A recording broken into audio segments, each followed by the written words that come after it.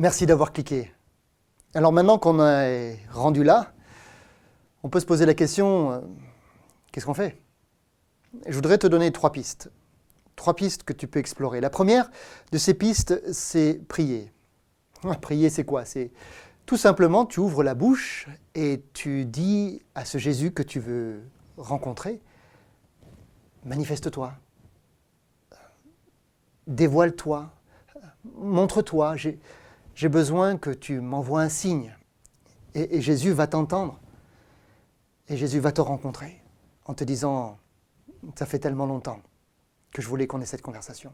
Lorsque tu pries pour la première fois, que tu mets ces mots, que tu oses ces mots, tu découvres que tu ne parles pas à un plafond, tu parles vraiment à une personne. Et cette personne, elle te connaît et elle connaît déjà ton prénom. Ça, c'est la première piste. La deuxième chose que tu peux faire, c'est lire un évangile. Jean-Pierre en a parlé. Un évangile, c'est un extrait de la vie de Jésus. Et tu verras sous la vidéo un lien internet sur lequel tu peux cliquer et apprendre un peu plus sur la vie de Jésus. Pourquoi? Parce qu'il faut que tu te fasses toi-même ton opinion. On dit aux enfants, n'allez pas suivre un étranger. Et je ne vais pas vous demander, je ne vais pas te demander de suivre quelqu'un que tu ne connaîtrais pas. Tu as besoin de savoir qui il est et ce qu'il demande de toi.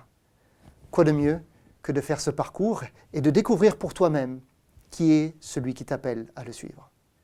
Enfin, troisième et dernière piste, ce serait de rencontrer d'autres chrétiens, des gars comme Jean-Pierre qui ont fait une expérience et qui le vivent au quotidien. Un endroit où tu pourrais aller et poser tes questions en disant mais comment tu as fait?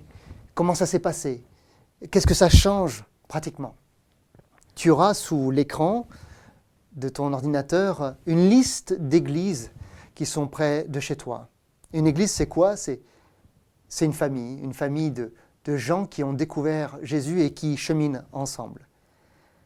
Et je t'encourage à aller les rencontrer, à franchir la porte et à te laisser surprendre, comme Jean-Pierre, que finalement, c'est peut-être pas ce qu'on pense.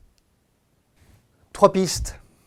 Prier, lire, rencontrer. Prier Jésus peut-être maintenant, avec tes mots. Lire un évangile, un extrait de sa vie pour mieux comprendre qui il est. Et rencontrer d'autres, comme Jean-Pierre, qui ont fait le même parcours que toi. Peut-être, pourquoi pas, dimanche prochain. Rendu là, dans ce parcours, c'est peut-être maintenant la chose la plus difficile qu'il te faut faire. Te lever pour te mettre en route. Si tu veux voir un miracle dans ta vie, va falloir te lever et te mettre en route. Te lever, ça veut dire je prends une décision, je m'engage à prier, à lire, à rencontrer, mais je vais faire quelque chose de ce que j'ai déjà entendu.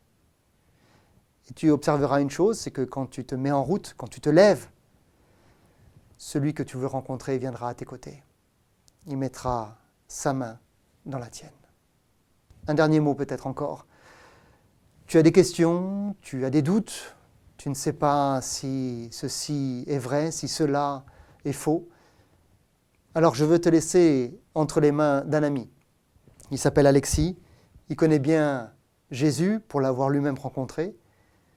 Et c'est avec lui que je veux te laisser parce que Dieu n'a pas peur de tes questions. Et lui, il saura t'apporter ses réponses.